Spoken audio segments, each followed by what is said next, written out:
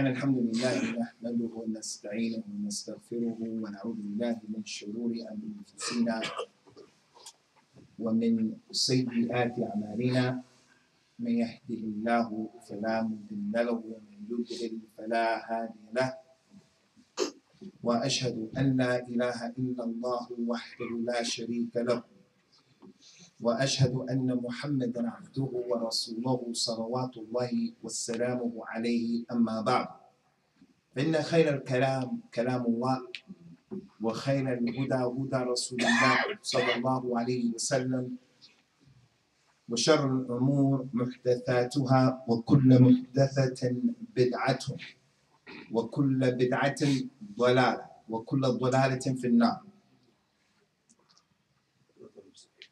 أخرج الإمام مسلم عن حذيفة بن أسيد الغفاري رضي الله عنه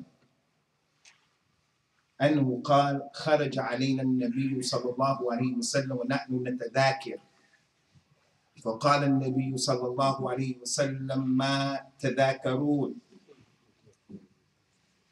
فقلنا نذكر ساعة يا رسول الله فقال صلى الله عليه وسلم إنها لن تقوم حتى ترون 10 آيات. And what was collected by Imam Muslim, the companion Hudhayfa, the son of Usaid, may Allah be pleased with him. He said that he was sitting along with the other companions collectively and they were discussing the Yawmul Qiyam, the Sa'ah. And then the Nabi came out sallallahu alaihi wasallam while they were in that condition and he said to them, what are you people talking about? What are you people studying? They said, we are studying about the hour Yawmul Qiyamah ya Rasulullah. We're talking about it between ourselves. The Nabi, he told them sallallahu alaihi wasallam, Yawmul Qiyamah is not going to be established. It won't happen until 10 things happen. Until you see 10 major signs. And then he went on to tell them those 10 major signs. You're going to see the dukhan. يَوْمَ يَأْتِ السَّمَاءُ يَوْمَ تَأْتِ السَّمَاءُ بِدُخَانٍ مُبِينٍ. That there's going to be a lot of smoke and a big cloud that's going to come. It's going to be miraculous.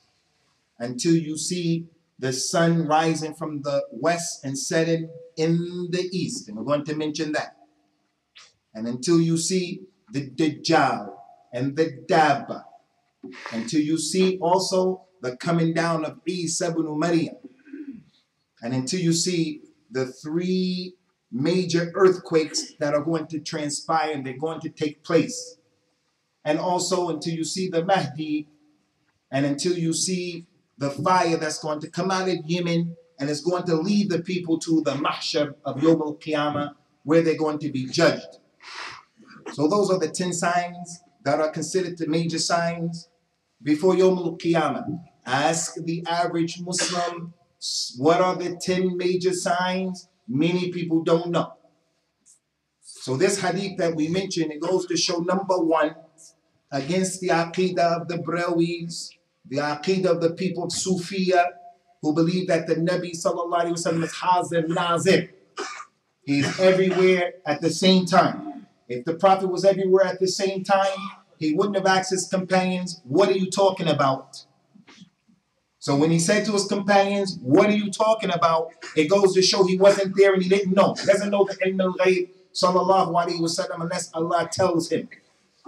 The hadith also goes to show that from the sunnah of the Nabi and his companions, sallallahu alaihi wasallam, radiyallahu anhum ajma'een, is that the Muslims should study between themselves and get fiqh about Yawm al-Qiyamah, about the major signs and the minor signs. When's the last time the Muslim sat down with his wife and his children, with his friends? When's the last time he went to a class and he studied about the Ashratu Sa', the major and the minor signs? When's the last time? So with this being a Masjid of Ahlul Hadeeth, and we're going to explain what that means. With this being a Masjid of Ahlul Hadeeth, we want to practice that sunnah of those companions, radiyallahu anhum ajma'een. The Nabi wasn't there, sallallahu alaihi wasallam, but they amongst themselves were talking about the major signs and the minor signs, and they were talking about these issues. And then the Nabi came out as he used to do. Sometimes he would initiate and tell them some of the signs of Yawm al-Qiyamah, and sometimes they will ask him the question. So it was an issue that was important to them. So concerning the major signs, and there's a lot to be dealt with about the major signs. The first thing we'll say is a person who doesn't believe in these major signs and the minor signs, then in reality he doesn't believe in Yawm al-Qiyamah. In order to believe in Yawm al-Qiyamah, we have to believe in the major signs and the minor signs. What's going to happen before Yawm al-Qiyamah? What's going to happen on the day? What's going to happen after? If a person rejects or denies any aspect of it, he has rejected and denied the whole thing. Allah said in the Quran, كَذَّبَتْ قَوْمُ نُوحٍ الْمُرْسَلِينَ. The people of Noah, they disbelieved in all of the messengers. The only messenger who came to them was Nuh. But since he was sent by Allah, when they disbelieved in him, that one Nabi, they disbelieved in everybody else who came. Salawatullah wa salamu alayhim ajma'in. Yawm al-Qiyamah is the same way. If you reject an aspect of it, you rejected al-Iman bil Yawm al-Qiyamah. Another issue is that when the companions used to study these issues, they understood it in a particular way. We have to understand these issues the way the companions understood. That's the way of Ahlul Hadeeth. That's one of the meanings of Ahlul Hadeeth. It's not a Pakistani Jama'ah, a group of ethnic people of Pakistan. You Somali, you have to be from Ahlul Hadeeth. The brother from Belgium has to be from Ahlul Hadeeth. The reaver has to be from Ahlul Hadeeth. Ahlul Hadeeth meaning what? People who take the Quran and the Sunnah and understand those two sources the way the companions did. That's the way of Ahlul Hadeeth, and that's the meaning of it. So when we talk about any aspect of Al-Islam, Yawm al-Qiyamah and the major signs, believing in the Dajjal, you have to believe in the Dajjal the way the companions believed in it. The companions never thought that the Dajjal was a TV. The companions never thought that the Dajjal was a political or economic system. The companions never thought that the Dajjal was the New World Order, or what you see in the internet on that program, The Arrivals. The Mahdi. The companions never thought that the Mahdi was a man hiding out in a cave for 1,000 years. They never believed in this khurafat and this shirk. So the way we practice our religion is the way that the people of Al-Hadith practice it from the Imams of Al-Islam. Al-Imam Abu Hanifa, Al-Imam Malik, Al-Imam Al-Shafi, Al-Imam Ahmed, and other than that. Concerning the major signs of Yawm al-Qiyamah, from the fiqh of it, what we have to understand is, unlike what a lot of people say, no one knows the tartib of these issues.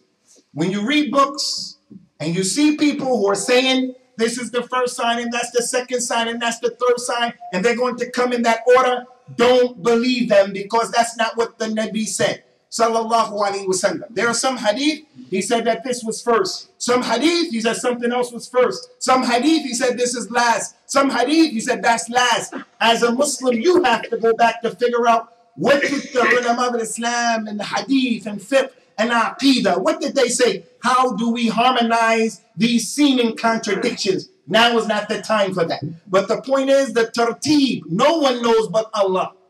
We know that the Mahdi will come, and after the Mahdi is the Dajjal, and after the Dajjal, Isa ibn Maryam, and after Isa ibn Maryam is Ya'juj and Ma'juj. But what's first and what's last? Some ayat, a hadith suggest this, other a hadith suggest that. So the tartib is only known by Allah.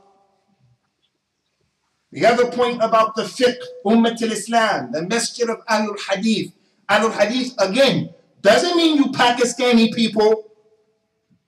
Ahlul Hadeeth, the people who understand the Quran and the Sunnah the way the companions did. And they use the Hadith to explain the Quran and to understand the Quran. Not the people who minimize the position of the Hadith and put their intellect before the Hadith, or understand the Hadith or the Quran in any way. La. From the fiqh of Yawm al-Qiyamah, the major signs is that the reason that the Nabi used to tell the people about it, sallallahu alaihi wasallam, and the main reason was to prepare people to do works. It wasn't for the sole purpose of just gathering information, being able to parrot off the 10 major signs. It was for the purpose of making preparations If you know that death is close, if you know Yawm al-Qiyamah is close, then you should do something about it. He told his companions and he told us, sallallahu alayhi wa sallam, Badiru bil amal sitta, tulu'i shams min maghribiha, wad dukhan, wad dab, wad dajjal. He said to the people, take advantage and hurry up and do 6 things before before Yawm al-Qiyamah comes. Do 6 things. He mentioned 4 of those 6 from being the major signs. He said, hurry up and do the good deeds before the sun rises from the west and sets in the east.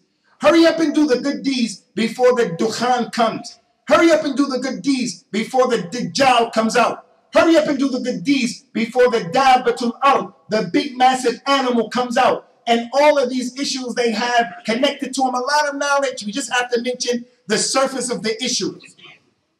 So the goal and the objective here is knowledge of the major signs is to encourage people to do the good deeds. He says, sallallahu alayhi wa sallam, in an authentic hadith, إِذَا قَامَتِ السَّاعَةُ وَكَانَتْ فِي يَدْ أَحَدِكُمْ فَسِيلَةٌ إِنْ اسْتَطَاعَ أَنْ يَغْرِسَهَا فَلْيَغْرِسْهَا. If Yawm al-Qiyamah happens right now, and in the hand of one of you is a seed, hurry up and plant the seed if you have the ability to plant the seed. It's Yawm al-Qiyamah. Who in his right mind is going to be thinking about planting a seed? He's going to be thinking about running away and escaping from all of the turmoil that's going around him. He's going to try to get to his family. He's going to try to save himself. But in that hadith, the Nabi was showing, sallallahu alayhi wa sallam, the importance of doing works before Yawm al-Qiyamah. The one who has problems with his wife, he has problems with his brother, he has problems with his family. He has an ongoing dispute. If he's thinking that death is close, Yawm al-Qiyamah is close, solving his problem is going to be easier. Making tawbah is going to be easier. But if the person is always thinking about me, myself, and I, my haq, then he's going to continuously clash with the other person. But if he sees Yawm al-Qiyamah as being a reality, as those companions used to do, he'll say, I forgive you, I'm sorry, let me go, pardon me, and so forth and so on. So the goal and the objective of the Nabi telling the people about these major signs is to do the works. That's from the fiqh of the issue. That's why the companions used to study it, not just for information purposes. Another issue, ikhwani, about the major signs is that the major signs, they're only 10 in number, whereas the minor signs are many. Many of the minor signs have happened. Some are happening right now. Iraq, Palestine, Afghanistan, the football game where over 70 Muslims got killed the other day. All of those issues are from the minor signs, all of them. And there's still some to come in the future, bi'idhnillah. Concerning the major signs from the fiqh that make them different from the minor signs is that the Nabi told the people, sallallahu alayhi wa ala alihi wa sallam, and what was collected by Imam al-Tirmidhi. Abu Hurairah said that the Prophet says, sallallahu alayhi wa ala alihi wa sallam, ثلاث إذا خرجنا لا ينفع نفس إيمانها لم تكن آمنت من قبل أو كسبت في إيمانها خيرا. There are 3 signs. If and when they come out, a person believing won't be accepted. It won't benefit him on that day. If these 3 come out, you can't become a Muslim on that day. Your opportunity to become a Muslim is done, finished. He went on to mention one of those 3. He said, number 1, if the sun comes from the west and it starts to set in the east, then no one can become a Muslim on that day, because everybody is going to realize the reality of La ilaha illallah. We take that sun for granted. We look at it as a mundane issue. It comes up every day and it does its orbit every day. No one's paying attention to it. Yawm al-Qiyamah, when it comes up, the people are going to realize this is a serious situation. Something is going on. At that time, Allah won't accept from his servants La ilaha illallah. The second thing he said is that Allah Ta'ala won't accept the iman of an individual when the Dajjal comes out. And the third one, when the Dabba comes out. Those 3 issues, when they happen, khalas, no iman.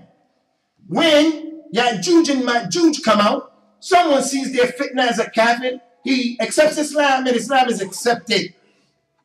The 3 major earthquakes, an earthquake in the east, an earthquake in the west, and an earthquake in the Arabian Peninsula. And they're not the tsunami that took place, not the tsunami in Japan, and not the tsunami that was in Indonesia in that area. Those tsunamis are walk in the park compared to the major tsunamis of Yawm al-Qiyamah. When it happens, a person can make tawbah and believe in Allah. But when the Dajjal comes, when the Dabba comes, and when the sun rises from the west, no iman. Now this is a very important point, ikhwani. In the Quran, in Surah Al-An'am, ayat number 158, Surah Al-An'am, Allah Ta'ala mentioned this issue in the Quran. He said, يَوْمَ يَأْتِي بَعْضُ آيَاتِ رَبِّكَ لَا يَنْفَعُ نَفْسًا إِيمَانُهَا لَمْ تَكُنْ آمَنَتْ مِنْ قَبْلِ أَوْ كَسَبَتْ فِي إِيمَانِهَا خَيْرًا. Allah mentioned the same hadith in an ayah. He said, on the day, in the Quran, on the day when some of the signs of your Lord comes, the iman of the people, when those signs come out, they won't benefit them at all unless the person had did good prior to that time. This goes to show a very important point. And that is, in the authentic hadith, the Nabi mentioned those three signs. He mentioned the Dajjal. He mentioned the sun coming from the west, setting in the east. And he mentioned the Dabba. Some people say, I don't believe in the Dajjal because it's not in the Quran. The Dajjal is in the Quran in the Surah Al-An'am. And that's the meaning of Ahlul Hadeeth. Ahlul Hadeeth, they take the Sunnah and the Hadith to understand the Quran.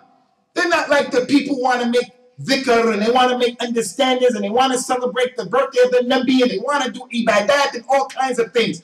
Understand all kinds of things. And the Quran is one side and the Sunnah is on another side. Allah told us in the Quran, many ayat, وَأَنزَلْنَا إِلَيْكَ الذِّكْرِ لِتُبَيِّنَ لِلنَّاسِ مَا نُزِّلَ إِلَيْهِمْ وَلَعَلَّهُمْ يَتَفَكَّرُونَ. Ya Muhammad, we revealed to you this book, the dhikr, so that you can explain to them what was revealed to them and the hopes that they will come and they will reflect and understand. The Nabi sallallahu alayhi wa sallam, his sunnah is what went into details about these major signs. If you don't take the sunnah, you won't know what to do to protect yourself from the Dajjal. Where is it in the Quran that the Muslims should read Surah Al-Kahf on Friday? Where is it in the Quran that the first 10 ayat and the last 10 ayat from Surah Al-Kahf will be a divine protection of the Dajjal? Where is it in the Quran the description of the Dajjal? The person says, I don't believe in the Sunnah. I just take the Quran and not the Sunnah. Ahlul Hadeeth is not about where you come from, Pakistan. It's not about that. For the one who understands that. Ahlul Hadeeth is not Saudi Arabia. It's not about that. People from Saudi Arabia, from Ahlul Hadeeth. People from Pakistan, from Ahlul Hadeeth. Reverse, you have to be from Ahlul Hadeeth. Ahlul Hadeeth meaning what? That you're going to respect the hadith of the Nabi sallallahu alayhi wa sallam. You're going to use it to understand this religion. You're going to raise it up and be upon what those companions were upon. Radiyallahu anhum ajma'een. Allah mentioned in the Quran the position of the Nabi and his sunnah. Sallallahu alayhi wa sallam. وَإِنَّا أَنزَلْنَا إِلَيْكَ الْكِتَابَ بِالْحَقِّ لِتَحْكُمَ بَيْنَ النَّاسِ بِمَا أَرَاكَ اللَّهُ. We reveal to you the book in truth, Ya Muhammad, so that you can judge between the people and what Allah showed you to judge. The 4 sacred months in Al-Islam, where are they mentioned in the Quran? The khutbah of Al-Jumu'ah, where is it mentioned in the Quran that we pray to our God? And so, where is that in the Quran? The people who talk like that, those people are astray. In India, there's a group of people called the Quraniyun. They're Asians. In India, Quraniyun. Because they're from Asia, that means that the truth is with them. Because they're from Pakistan and India, the truth is determined by what Allah revealed. And all of Adam's children have to get with the program no matter where they're from. All Arabs are Muslims. And the Muslims who are Arabs, all of them are on the truth. There are Arabs who curse the Nabi sallallahu alayhi wa sallam by cursing his companions. Arabs in Lebanon, Arabs in Bahrain, they curse Abu Bakr and Umar because they're Arabs. We're going to look at them and say those people are in Jannah because the kalam of Ahlul Jannah is Arabic. Love the Arabs because my language, that's not our religion. Concerning Yawm al-Qiyamah and these major signs, the Nabi sallallahu alayhi wa sallam, in addition to what we mentioned, he explained to the people sallallahu alayhi wa ala alihi wa sallam about these major signs that are different from the minor signs. قال صلى الله عليه وسلم خروج الآيات بعضها على إثر بعض يتتابعن كما يتابع الخرز في النظام. Those major signs, the 10 of them, when they happen, they'll come out holding on the heel of each other. When one comes out, the next one is going to come out immediately. The same way that a necklace that has pearls on it, if you were to break that necklace, the pearl will fall off one after another. That's how the major signs are going to happen. The Mahdi is going to come right away. After him, the Dajjal is coming. After him right away, Isa ibn Maryam is coming. Isa ibn Maryam will be on the earth, as the Nabi said, for 40 years. 40. Another authentic hadith says 7. You as a Muslim, you have to go and figure that out. What did the scholars say? And don't go to the hocus pocus crystal ball scholars. Go to the scholars of the hadith, the scholars of the sunnah. After Isa ibn Maryam, the Ya'juj and Ma'juj, one after another. Whereas the signs right now, they're taking quite a while, relatively speaking. Relatively speaking, it's been 1,433 years since the Nabi sallallahu alaihi wasallam did his hijrah. That's a long time, relatively speaking, to us. People who live 60, 70 years. But relative to Yawm al-Qiyamah, it's a short time. The point is, those ayat and those signs are taking place in a long period of time. The major signs are not like that. They'll come out one after another, and they'll come out quickly. So what's the point of all of this? What's the point of all of this? It's a religious responsibility of every Muslim to sit down and to learn for himself and to go over these issues and to rehearse these issues, especially the Imam in the Masjid of Ahlul Hadeeth. The biggest of these signs in terms of fitness is the Dajjal. The Nabi told the people, sallallahu alayhi wa sallam, مَا بَيْنَ خَلْقِ آدَمْ إِلَى قِيَامِ السَّاعَةِ مَا بَيْنَ خَلْقِ آدَمْ إِلَى قِيَامِ السَّاعَةِ خَلْقٌ أَكْبَرُ مِنَ الدَّجَّالِ. There is no fitna since Allah created Adam until Yawm al-Qiyamah. There's no fitna bigger than this Dajjal.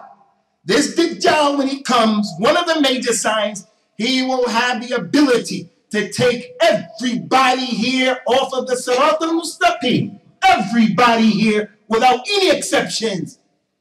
Without any exceptions. So when you hear about him, run the other way. Right now, learn the Aqeedah of Ahlul Hadeeth. Who Allah is and who Allah isn't. If you're a person walking around believing that the Nabi sallallahu alaihi wasallam is the Nur of Allah, Hazir Nazir, you are a person who your Aqeedah, you don't have a clue, you don't know what time it is. And that's the reality of many of our relatives. Many of our relatives. And I'm not saying that to put them down. I'm saying that to say, wake up and go to your people and teach them who Allah is and who Allah isn't. The Dajjal will come and tell the people, I'm Allah, and kill a man and give him life, bi'idhnillah. The one who believes in just what the eyes can see. He's a hocus pocus crystal ball Muslim. When he sees that, he's going to say, you're my Lord, you're my Lord. The Dajjal will be able to come after your mother died, your father died. Take on the picture and the image of your mother and your father and say, follow him. He is Allah. If you don't know the Aqeedah of Islam, what's the Aqeedah of Islam? The Aqeedah of Islam is what the Nabi said. إِنَّكُمْ لَن تَرَوْا رَبَّكُمْ حَتَّى تَمُوتُوا. You will not see your Lord until you die. You can't see Allah in this dunya. Allah Azza wa Jal has two eyes, not one, 2 eyes. Some people have a problem with that. Some people don't believe in that. He says, sallallahu alayhi wa sallam, inna al-Dajjal a'war, wa laysa rabbukum bi'awar. Dajjal has one eye. One eye is protruding, the other one is in his head. He's awar, with one eye, with a defect. Allah is perfect, with 2 eyes that befit His Majesty subhanahu wa ta'ala. You don't know those signs and characteristics, He will take you off of the path. If you are a person who's a slave to the money, your issue is, I gotta make money. No salat, no jumu'ah, halal, haram, that's your issue.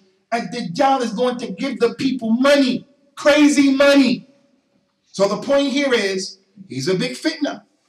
But the Nabi told us many things about him to protect us from him. He said about him, sallallahu alayhi wa sallam, لا يخرج الدجال حتى يذهل أن الناس ذكره وحتى تترك الأئمة ذكره على المنابر.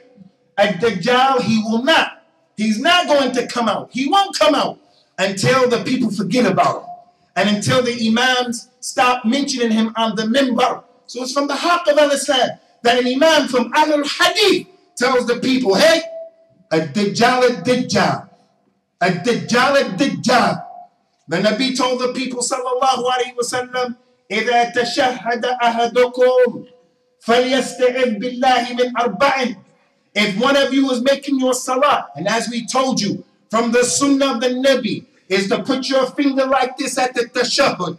As soon as you start saying at-tahiyyatu lillah, don't wait until you come to ashhadu an la.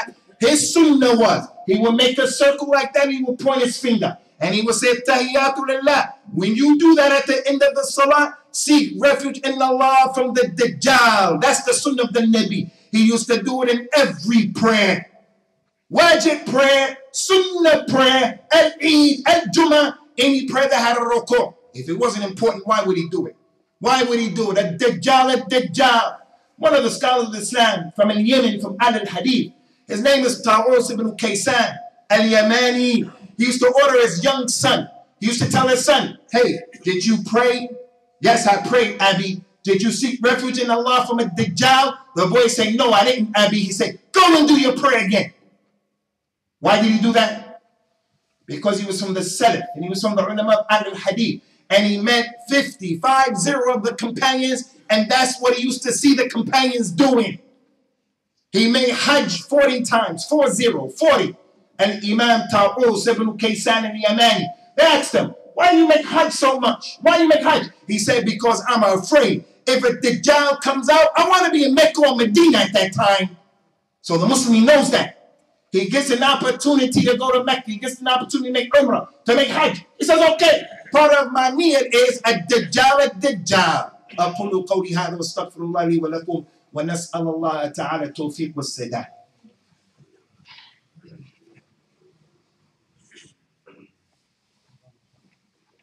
Alhamdulillah wassalatu wassalam ala rasulillahi amma ba'd. All of these major signs, ikhwani, the 10 of them, they have a lot of tafasil, details. The Dabba has a lot of details, but there's only one I want to deal with a little bit here, and that is Isa ibn Maryam coming back. Isa ibn Maryam is a major sign, and his coming back has been in the Quran and in the authentic Sunnah in details. Allah Ta'ala mentioned in the Quran, وَإِنَّهُ لَعِلْمٌ لِلسَّاعَةِ. Verily, Isa ibn Maryam is part of the knowledge of the hour. Those people who are the Qurra of the Quran, they have another recitation of that ayah. وَإِنَّهُ لَعَلَمٌ لِلسَّاعَةِ. Verily, Isa ibn Maryam is one of the signs of the hour mentioned in the Quran. Allah said about Isa ibn Maryam, salawatullahi wa salamuhu alayhi, وَإِن مِّنْ أَهْلِ الْكِتَابِ إِلَّا لَيُؤْمِنَنَّ بِهِ قَبْلَ مَوْتِهِ وَيَوْمَ الْقِيَامَةِ يَكُونُ عَلَيْهِمْ شَهِيدًا. There's not a single person from Ahlul Kitab except that they're going to believe in him before his death. And Isa is going to be a witness over them. He's going to come back. And the hadith told us when he comes back, he's going to kill that pig. And when I say swine, khinzir, and pig, I don't have to do like this. I don't have to do like that. Pig, pig, pig, pig. Has nothing to do. No hocus pocus in our deen. He's going to kill that pig. He's going to break the cross. He's going to lift up the jizya. As for the hadith, he's going to get married. That hadith is not authentic. Inshallah, he'll get married. Allahu Alam, we don't know, because the marriage is from the sunnah of the Anbiya. But the Nabi didn't say that, sallallahu alayhi wa sallam. How are you going to know that if you don't read the sunnah? The Nabi told everybody here, إِذَا جَاءَكُمْ Isa ibn Maryam فَقْرَأُوا عَلَيْهِ سَلَامِي. If Isa ibn Maryam comes, then give him my salams. That's an amana that Allah's Nabi gave everybody here. If you're here, you're going to say, Isa ibn Maryam, marry my daughter, marry my daughter. She's only 11, she's only 9, like Aisha was. We don't care about that, because we look at you the same way we look at our Nabi. You're a Rasul, you're the best one equipped to marry my daughter. And I don't care if she's 9, 10, or 11. Isa ibn Maryam. From what we've been told, and this is connected to Ahlul Hadeeth, the Nabi said in what was collected by Imam Muslim and At-Tirmidhi and many of the Imams, this hadith is mutawatir. 70 companions narrated. 70. قال صلى الله عليه وسلم لا تزال طائفة من أمتي يقاتلون على الحق ظاهرين إلى يوم القيامة فينزل عيسى بن مريم فيقول أميرهم له تعال صلي لنا فيقول له عيسى بن مريم لا إن بعضكم على بعض أمراء تكرمة الله هذه الأمة. The Nabi said, there will not cease to be a group of people from this ummah who will always be on the truth. From the time that he came to the time he died, he said there will always be, for every age, every era, in every place, there will be a group of people from this ummah who are on the truth. He called it the Ta'ifa Mansura. They will always be victorious. They will fight on victory. It won't hurt them, those who go against them. It won't hurt them, those who try to trick them. They'll always be victorious until Isa ibn Maryam comes. And then when Isa comes, it's going to be time for the Salah. The Mahdi will be about to perform the Salah. Isa will come out of the sky, the way the Nabi described, between two angels. And his beard and his hair will be dripping with water because he made wudu. And he's coming down in his Shem. And then the Mahdi will say, hey, Isa, you're the Rasul, you're the Nabi. You've been up there all that time, you come and make Salat with us. Isa ibn Maryam was saying, no, you're the Imam. This ummah, you're the Imams of one another, showing the power and the might and the position of this ummah. This hadith, لا تزال طائفة من أمتي. There will not cease to be a group of people. I hope I'm from that group. With all of my mistakes, you should hope that you're from the group. With all of your mistakes, envy, missing salah, this and that, all of the issues. But your aqeedah is not jammed up. You're not hocus pocus. You know how to make tawbah. You know who to make tawbah to. The point is, there will not cease to be a group of people from this ummah. The ulama from that group, regular people can be from that group.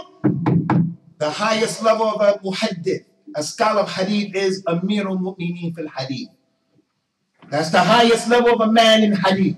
Amirul Mu'mineen fil hadith. There are only 10. Only 10. 4 of them, and I'll end with this. Al-Imam Abdullah bin Mubarak, he died 181. Al-Imam Al-Bukhari, Al-Imam Ahmed, Al-Imam Ali al-Madini. That's 4 of the 10. When they talked about this hadith that I just mentioned to you, this hadith, they asked Al-Imam Ahmed, who is this group? Who is this group that the Nabi was referring to? Al-Imam Ahmed said, if it's not Ahlul Hadeeth, I don't know who they are. Abdullah bin Mubarak, he said this group, they're Ahlul Hadeeth. Ali al-Madini said, they're Ahlul Hadeeth. Al-Imam al-Tirmidhi said, they're Ahlul Hadeeth. But what's the meaning of Ahlul Hadeeth? Is the meaning of Ahlul Hadeeth Green Lane Masjid? Is the meaning of Ahlul Hadeeth Hardtop Masjid? La. There are people who never stepped foot in Hardtop Masjid. They're from that group. They're in Africa. They pray in a masjid that's broken down in Africa. But they're from Ahlul Hadeeth. They asked Al-Imam Ahmed, who are Ahlul Hadeeth? Who are they? He said, they're the people who work by the Hadith. So I say to Sheikh Muhammad Aslam, and the elders in this masjid, fear Allah, fear Allah. Don't let this minbar be a place where you're trying to build this masjid on the sunnah and you allow anyone to come and then destroy what you're trying to build. Fear Allah, fear Allah.